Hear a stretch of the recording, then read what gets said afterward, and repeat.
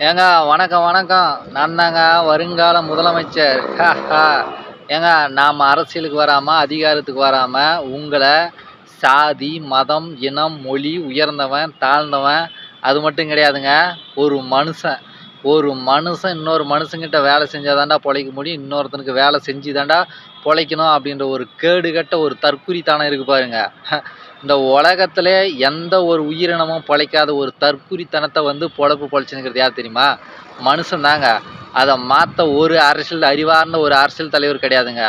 நான்லாம் ஒரே ஒரு வருஷம் ஆட்சிக்கு வந்தேன்னா, எந்த மயிராண்டிக்கிட்டையும் இந்த தற்குறித்தனமான ஒரு பொழப்பு இன்னொருத்தனுக்கு சேவை செஞ்சு தான், இன்னொருத்தனுக்கு பணிவிடை செஞ்சு தான், இன்னொருத்தங்கிட்ட பணி செஞ்சு தான் வாழணுன்ற இந்த தற்குறித்தன பொழப்பை மாற்றி மனுஷனை வந்து மனுஷனாக வாழ வைக்க முடியுங்க. அது ஒரு பக்கம் இருந்தாலும் இன்றைக்கி நம்ம பார்க்குறது என்னென்னா, படிக்கிறது. அதாவது இன்றைக்கி பார்த்தீங்க அப்படின்னா, படிக்கிறது வந்து எதுக்காக படிக்கிறான்? தன்னுடைய அறிவை வளர்த்துக்கிறதுக்கு படிக்கிறானா? இந்த உலகத்தை பற்றி தெரிஞ்சுக்கிறதுக்கு படிக்கிறானா?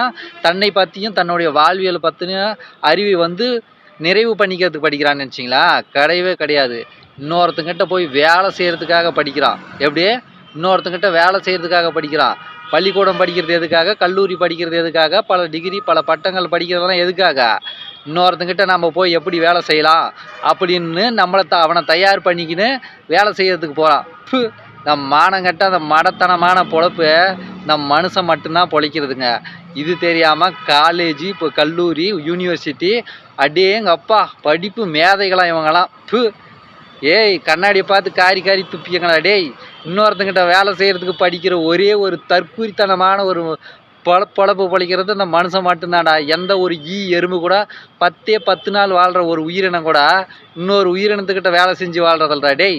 நம் மனுஷன் தான்டா இன்னொருத்தங்கிட்ட வேலை செய்கிறதுக்கு தன்னை முழுக்க வாழ்நாள் முழுக்க அர்ப்பணித்து வேலை செஞ்சு அதில் வரக்கூடிய ஒரு சிறு பகுதியை மட்டும் தன்னுடைய வாழ்க்கைக்கு அர்ப்பணித்து வாழ்கிற ஒரு மட பசங்க வந்து மனுஷங்க தான்டா டேய். சிந்திங்கடா டே தற்குறிங்களா? ஒருத்தன் கூட சிந்திக்க மாட்டீங்களாடா?